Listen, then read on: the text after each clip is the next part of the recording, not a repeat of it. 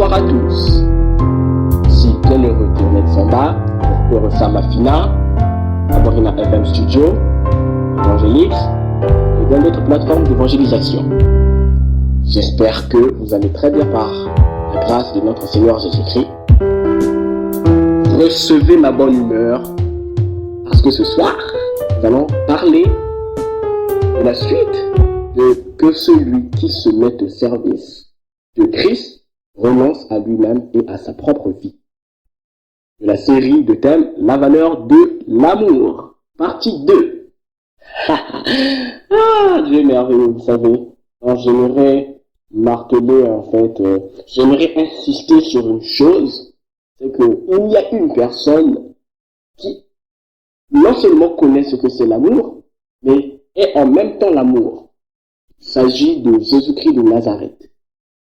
Voyez-vous, il est venu sur terre pour nous sauver. Il a pris nos fardeaux, il s'est chargé de nos péchés. Et il s'est fait, il s'est fait du mal. Il s'est fait du mal, on a fait souffrir. Il est passé par la croix. Et bien, c'était une étape pour que nous soyons pardonnés. Je ne vais pas trop insister sur l'Ancien Testament pour l'instant. Et si on regarde bien, dans l'Ancienne Alliance, pour se faire pardonner de la part de Dieu, pour que Dieu puisse vous pardonner, il fallait faire une chose. Il fallait sacrifier un animal, le brûler et faire de l'encens, faire de sorte qu'il y ait de la fumée. Et ça, c'était ce qui devait être agréable, un bon parfum, une bête qu'on tue pour que le Seigneur puisse vous pardonner. Ça, c'était dans l'Ancien Temps. Maintenant, regardez un peu, nous sommes dans la Nouvelle Alliance. Dieu connaît vos préoccupations. Il sait de quoi vous avez besoin.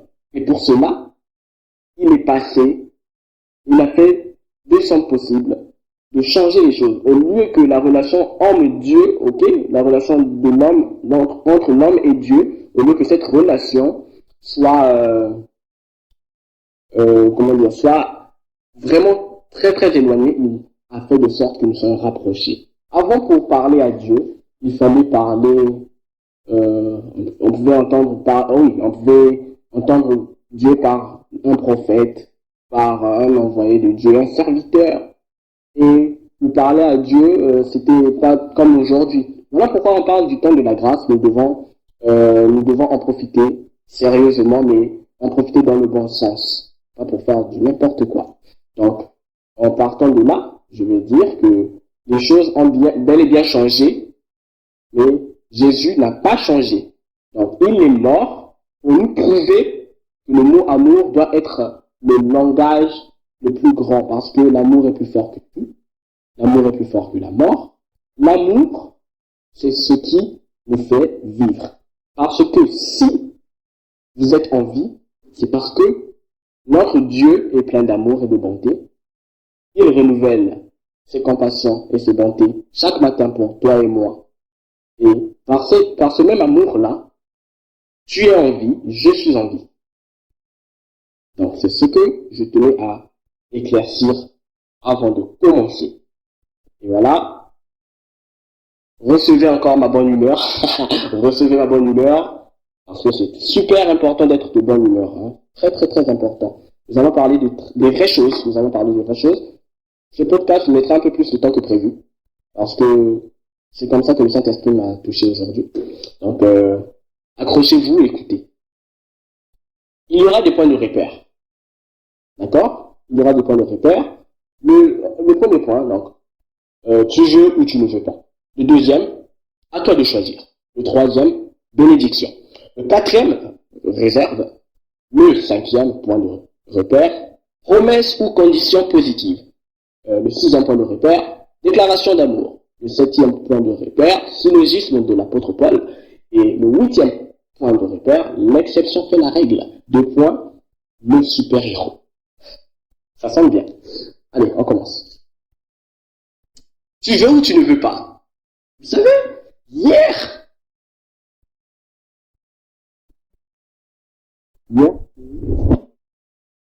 faut vivre, donner sa vie pour ses frères, venir au secours de ses frères, ou encore servir ses frères. J'ai aussi dit que servir quelqu'un, se mettre au service de quelqu'un, c'est en fait servir Dieu. On ne sert pas Dieu en étant assis, en faisant le patron, et en ayant réussi de grâce, faire le gros dos. Mais on va vers la personne. Parce que le Seigneur nous enseigne l'humilité. L'humilité fait de sorte que tu viens vers la personne. Bien sûr, même si tu es rempli de grâce ou d'onction, cela ne te donne pas le droit, ni l'opportunité d'ailleurs, de te lever et de dire, bah écoute, moi, je suis le patriarche, je suis un grand homme de Dieu, le très très révélé. Non mais, on n'a pas besoin de se vanter, parce que le Seigneur, je dis toujours ça, le Seigneur Jésus-Christ est un expert pour rabaisser ceux qui veulent se prendre la tête. Donc, motus et cousu. Nous devons savoir que dans le livre de Marc, le chapitre 8, verset 34, la parole de Dieu déclare, puis, ayant appelé la foule avec ses disciples, il leur dit, Jésus leur dit, si quelqu'un veut venir après moi, qu'il renonce à lui-même, qu'il se charge de sa croix et qu'il me suive. Alors, j'ai une question à te poser. Tu veux ou tu ne veux pas? C'est tellement drôle. C'est sérieux, mais c'est tellement drôle en même temps, vous voyez. Tu veux ou tu ne veux pas? Attends. Dans la vie, nous sommes tous obligés de faire un choix à un moment donné. Donc, tu es là, tu veux que tout soit facile pour toi. Bah non, la vie n'est pas du tout facile. Maintenant, on te dit juste, tu veux ou tu ne veux pas? Tu veux suivre Jésus ou pas? Tu veux donner ta vie à Jésus ou pas? Bien, mais à ce propos, il y a beaucoup de gens qui ont dit, je veux. Vous savez pourquoi? Parce qu'ils ont eu connaissance des avantages qu'il y a. Or, avec Dieu, ne cherchons pas les avantages, s'il vous plaît. Matthieu 6, 33 dit, cherchez premièrement le royaume et la justice de Dieu, et toutes ces choses vous seront données par-dessus. Attends, vous cherchez quoi? Que votre cœur ne se trouble point. Croyez en Dieu et croyez en Jésus. Alors, pourquoi est-ce que vous cherchez d'abord et davantage des avantages? Pourquoi? Vous voulez toujours être à l'aise. Et la plupart de ces personnes sont à l'aise, mais cet état d'être à l'aise là écrase les autres en fait. Ils sont à l'aise en écrasant les autres. Mais non, tu ne peux pas obtenir la paix en faisant la guerre à une personne. Alors, tu veux ou tu ne veux pas? Je vais te dire une chose. Si tu veux, on avance. Si tu veux, tu verras. Mais si tu ne veux pas, bah tu sauras. Ok, maintenant, à toi de choisir. À toi de choisir. Marc 8, 35. Car celui qui voudra sauver sa vie la perdra. Mais celui qui perdra sa vie à cause de moi, donc à cause de Jésus et de la bonne nouvelle, la sauvera. Hier, j'ai posé la question de savoir combien de gens vont à l'évangélisation, combien de gens vont parler de Jésus. Parler de Jésus ne signifie pas tout simplement, évangéliser ne signifie pas tout simplement aller dans les grands coins de rue, prendre un micro, écoutez-moi, Jésus est le Seigneur des Seigneurs, reçois ta vie et reçois Jésus-Christ dans ta vie. Non, ce n'est pas seulement ça. Évangéliser, c'est également, tu es là dans un bus, bah tu causes avec ton voisin, tu lui parles de Jésus. Ça aussi, c'est très important parce que la parole de Dieu déclare que le ciel est dans la joie lorsqu'une seule âme est convertie, lorsqu'une seule âme vient au Seigneur. Ce n'est pas une perte, mais un grand gain, vous savez. Oh Seigneur Jésus-Christ, délivre-nous, aide-nous Seigneur. Éloigne-nous Seigneur Jésus-Christ de la perversion. Éloigne-nous Seigneur de la distraction Seigneur. Les gens passent à côté de bonnes choses alors que les promesses sont déjà là établies. Au lieu de prendre cette clé qui est juste devant moi, je me lève et je cherche la clé alors que je sais que la clé est en face de moi. En me disant plutôt que je prendrai une autre clé pour ouvrir la porte derrière. Mais non, la clé c'est Jésus. On dit, beaucoup de chemins mènent à Rome. Et moi je vais vous dire qu'il n'y a qu'un seul chemin qui mène au ciel. Ce chemin-là, c'est Jésus-Christ. Il est le chemin, la vérité et la vie. Ce chemin qui mène au Père. Un seul chemin. Depuis le temps de Jean-Baptiste, le royaume des cieux est forcé. Mais seuls les violents s'en emparent. Seuls les violents. Êtes-vous un violent? Un violent, c'est celui qui répond à la question tu veux ou tu ne veux pas. Un violent, c'est celui qui accepte, qui dit je te suis, Seigneur. Parce qu'on dit si quelqu'un veut venir après moi, qu'il renonce à lui-même, qu'il se charge de sa croix et qu'il me suive. Charge-toi de ta croix. Un violent, c'est celui qui se charge de sa croix. Vous allez me dire, bah, il y a quel rapport avec le thème? Il y a quel rapport avec le fait qu'on doit donner sa vie? Ah oui, je vous ai dit donner la vie pour ses frères, pour les frères et sœurs, bien sûr. Mais ici, maintenant, on parle de soi. Je pouvais donner un thème là-dessus, un sous-thème ou un sous-titre sur moi. Donc, en fait, ne pas compliquer les choses pour simplifier le fait de dire que on va parler de moi. Et là, il s'agit d'un test ou une épreuve te concernant toi. Tu dois te dire à un certain moment, moi, qui suis-je? Moi, est-ce que ça vaut la peine que je vive? Moi, est-ce que je peux aimer? Est-ce qu'on peut m'aimer? Moi. Mais ne fais pas le moi, ne dis pas moi pour dire, bah écoute, moi je suis grand, moi je suis intelligent, moi le Seigneur même, moi, si je pêche là, le Seigneur va me pardonner. Ah non. Tu ne tenteras point le Seigneur ton Dieu. Allez-vous voir dans Matthieu 4. On ne tente pas le Seigneur Dieu. Alléluia. À toi de choisir, car celui qui voudra sauver sa vie la perdra. Si tu veux sauver ta vie, tu vas perdre ta vie. Mais celui qui perdra sa vie à cause de moi et de la bonne nouvelle la sauvera. Vous ne voyez pas que c'est fort? C'est vraiment très fort. Mais je vais avancer pour que vous puissiez mieux comprendre. Le point de repère suivant est la bénédiction. Bénédiction. Matthieu 19, 29. Ah oui, on va faire que décortiquer verset par verset et ensuite je vais atterrir. Là, en tout cas, nous sommes entre les versets et on va atterrir. C'est pour vous faire comprendre. Oui, vous qui êtes têtus. On vous dit, aime ton prochain comme toi-même. Aime ton frère, aime ta sœur. Mais tu préfères t'aimer toi, et toi, et toi. Donc, des fois, Dieu, tu aimes Dieu que quand tu as des problèmes, quand tu as des soucis. Et tu te dis que bah, comme Dieu est fidèle, qu'il est amour, il viendra à moi parce que je souffre. Ah ben non. L'amour aussi doit faire ses preuves, vous savez. En amour, il doit avoir ce que j'appelle la réciprocité. Une relation ne peut être monotone, non. Pour que l'aileron de l'avion fonctionne, il faut que les deux moteurs se mettent en marche. Un seul moteur ne suffit pas pour faire décoller un avion. Vous comprenez? Donc, ce qu'il nous faut, c'est que nous puissions aussi travailler notre partition, comme en musique. Tu sais que le violon doit jouer Do, et le piano doit jouer Mi, et aussi que la guitare doit jouer Sol. Mais en même temps, je veux éclaircir un petit truc. La main qui est en face de vous. Regardez votre main, s'il vous plaît. Si vous avez 5 doigts, ok, sachez-le que le pouce ne joue pas le même rôle que l'index. L'index ne joue pas le même rôle que le majeur.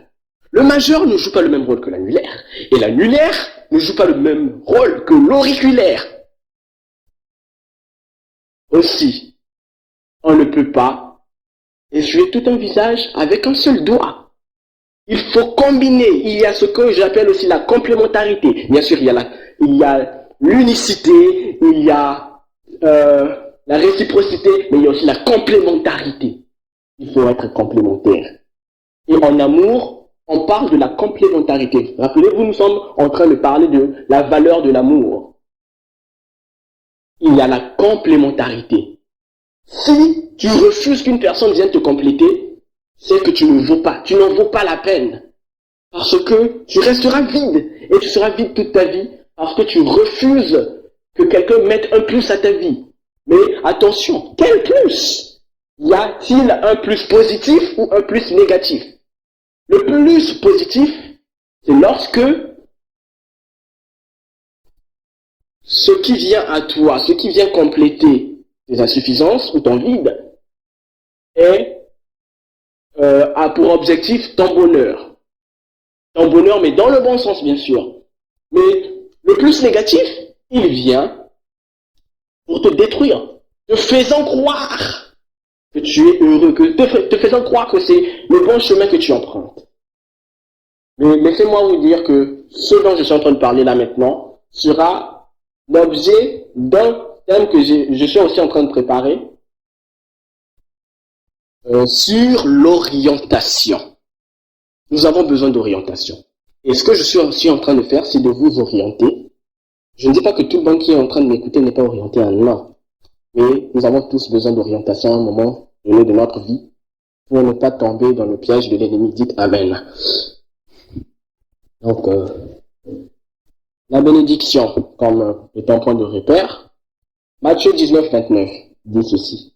Et quiconque aura quitté à cause de mon nom ses frères ou ses sœurs, ou son père, ou sa mère, ou sa femme, ou ses enfants, ou ses terres, ou ses maisons, recevra le centuple. Et la bénédiction est là. Et héritera la vie éternelle. Waouh. Alléluia. Yeah. C'est ça. Quand on dit, celui qui renoncera à sa vie, la gagnera. Mais celui qui voudra gagner sa vie, la perdra. La vie en question, est-ce que cela signifie que tu vas mourir quand tu renonces à ta vie? Mais non.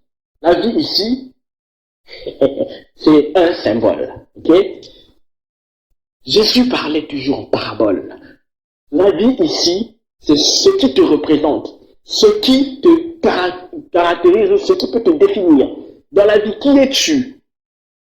Tu es menuisier? Tu es docteur? Que fais-tu? Qu'as-tu? T'as de l'argent? T'as un salon de coiffure? Qu'est-ce que t'as? Tu as du business? Tu as des avions? C'est ça qui caractérise ta vie. Tu as une femme? Tu as un mari?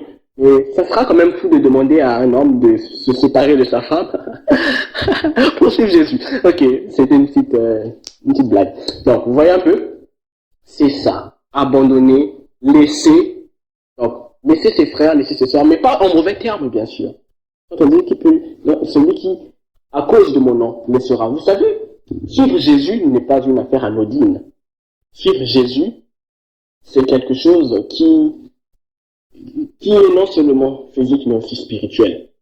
Il y a des combats, il y a des forces qui s'opposent encore et encore.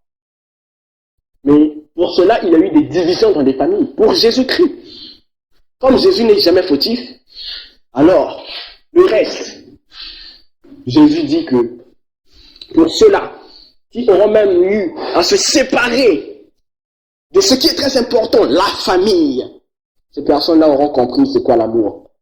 Parce que Jésus-Christ est celui qui est amour. C'est ce que cela implique et veut dire. Oh, Jésus soit loué. Point de repère suivant, la réserve. Et oui, il y a une réserve, évidemment. Jean chapitre 12, verset 25. Celui qui aime sa vie la perdra, et celui qui hait sa vie dans ce monde la conservera pour la vie éternelle. Vous allez me dire certainement que tout va dans le même sens, que c'est presque la même chose. Oui, mais écoutez, je suis obligé de passer par verset biblique pour faire comprendre à un type de personnes qui ne comprennent pas facilement les choses simples. Voyez-vous, il est question de réserve. Si je suis en train de prendre ces versets bibliques qui parlent à peu près de la même chose, c'est parce que j'ai souligné les sous-points ici de points de repère pour que vous compreniez qu'il y a une bénédiction, il y a de la réserve, il y a la promesse aux conditions positives et autres. Voilà. Donc, dans la réserve, on dit celui qui aime sa vie la perdra, celui qui la hait dans ce monde la conservera pour la vie éternelle. Oui, conservera, je souligne bien, conservera pour la vie éternelle. Donc, le fait de suivre Jésus signifie que tu n'as rien à perdre, mais tu as beaucoup à gagner. Ce que tu as gagné, c'est la vie éternelle. Dis Amen là où tu es, Hosanna. Pour le repère suivant, promesse ou condition positive. Allons-y rapidement dans le livre de Jean, le chapitre 12, verset 26. Si quelqu'un me sert, qu'il me suive, et là où je suis, là aussi sera mon serviteur. Dans le thème, on parle de se mettre au service d'eux. Celui qui sert, donc carrément, c'est le verset principal. Ça fait partie, donc il y a des textes de base, mais celui-ci est un verset principal, si on peut bien faire cette étude. Écoutez, promesse ou condition positive. Si quelqu'un me sert, qu'il me suive. Et là où je suis, là aussi sera mon serviteur. La condition positive est là. Promesse. Si quelqu'un me sert, mon Père le nourrira. Jean 12, 26. 10 secondes. Version. Ok. Si tu sers Jésus-Christ, le Père qui est dans les cieux, t'honorera. Il y a eu beaucoup de gens, je ne voudrais pas autant dire par rapport au temps qui est minime. Beaucoup ont vécu des choses dans leur vie. Il y a des témoignages qui prouvent que ceux qui se sont mis au service de Dieu, dans leur vie, des choses ont changé. Ils ont vu des choses changer. Et toi, mon frère, ma soeur, qui est en train de me suivre, sache-le que si ta vie n'est pas en ordre, si ta vie est en bas, ta vie peut rehausser, ta vie peut changer de niveau, ta vie peut changer de fréquence, si seulement tu sers Dieu. Si tu te mets au service des autres pour la gloire de Dieu, là oui, ta vie changera. La vie dont on est en train de parler là. Tu voudras perdre ta vie, c'est-à-dire tu voudras t'humilier, tu voudras perdre tout ce que tu as. C'est-à-dire les honneurs que tu as, les avantages que tu as au profit de Jésus-Christ. Cela ne signifie pas que tu perds tout. Faux! Tu gagnes. Tu as beaucoup à gagner, mon frère, ma soeur. Vous avez beaucoup à gagner. Promesse positive, condition positive. Si quelqu'un me sert, mon Père l'honorera. Comme point de repère, nous avons aussi la déclaration d'amour.